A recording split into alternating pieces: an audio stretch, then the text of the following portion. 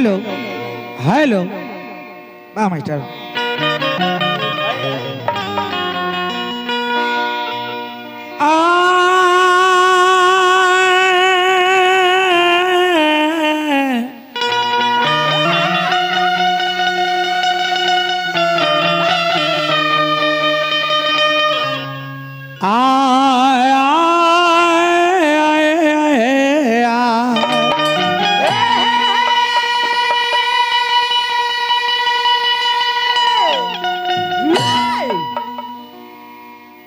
डरना रे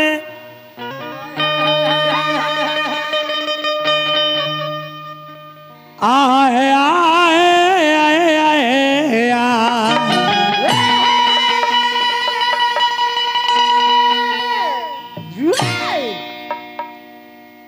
एक बार बोली प्रेम से अनंत कंत भगवान की जय हो।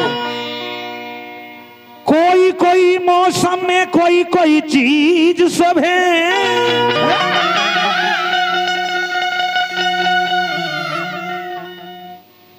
तारा अधिकांश शोभे अंधियारी के रात में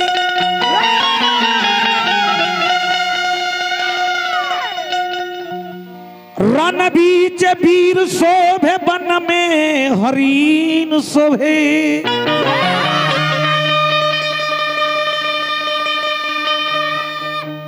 जेबर में चीर शोभे सुंदरी के तन पे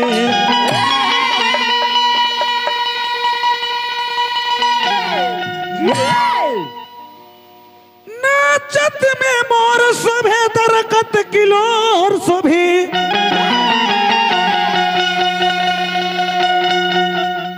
जौबन कठोर शोभे आंचल उधियात में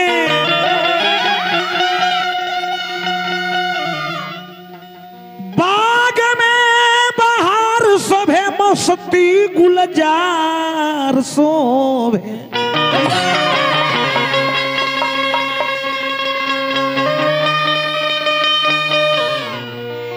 घोड़ा के सवार शोभे लड़ाई के मैदान में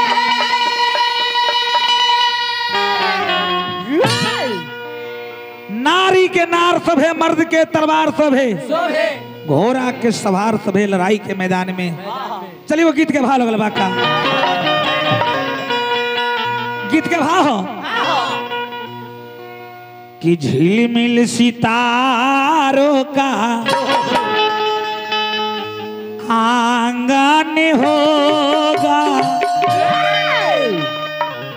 रिम झिम बरसता सावन होगा लेकिन भाव लगल बाका कि नासा है नाश के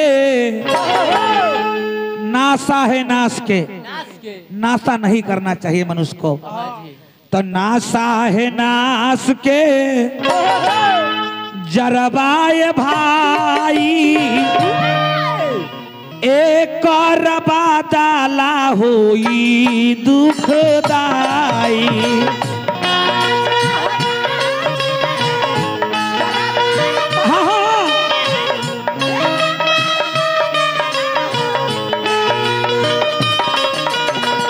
नाता है नाथ के जरबाए भाई एक और बदला होई दुखदा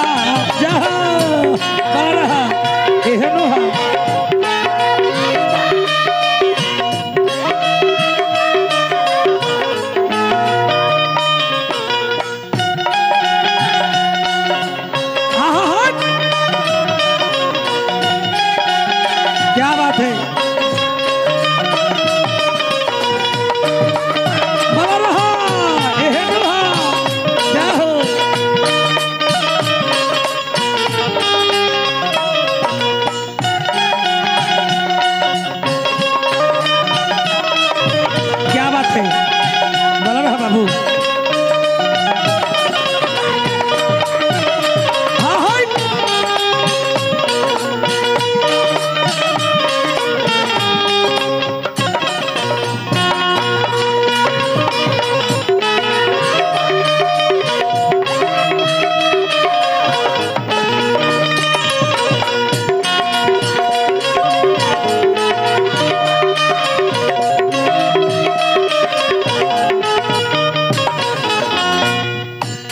सर जी जने जने हो जाला नशा के शिकार हो ओकरा उजर जाला घर परिवार हो।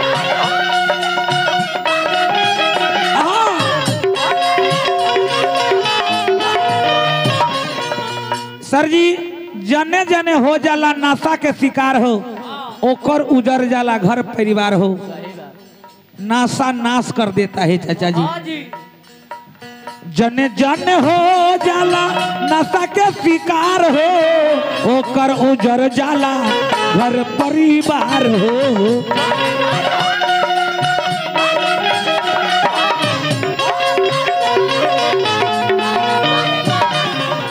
बाबू अपने मरेला बाल बच्चों के मारी अपने मरेला बाल बच्चों के मारी एक और बदला हो ई दुखदा।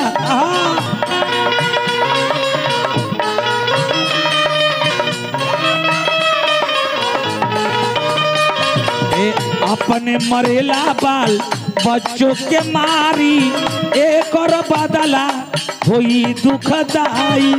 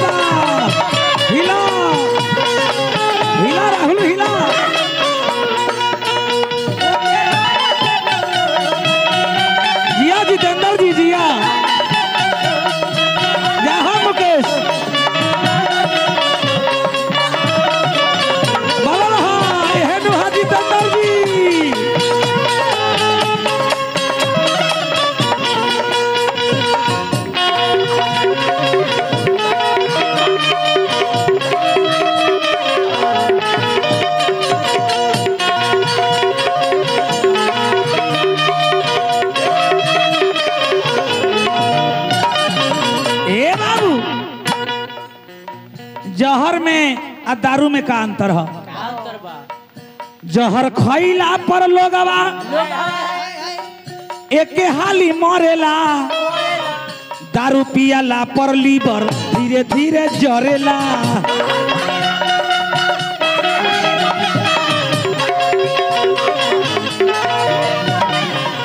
जहर खइला पर लोगवा एक हाली मरेला आ दारू पियला पर लीवर धीरे धीरे जरेला। जहर खइला पर लोगवा एक हाली मरेला दारू पियला पर लीवर धीरे धीरे जरेला।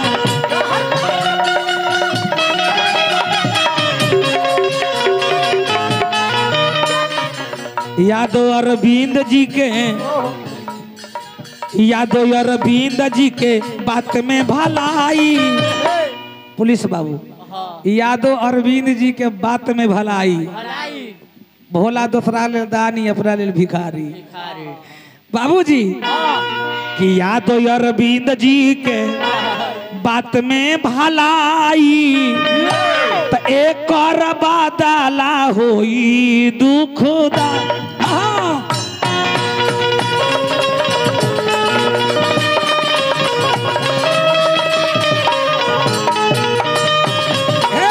यादव अरविंद जी के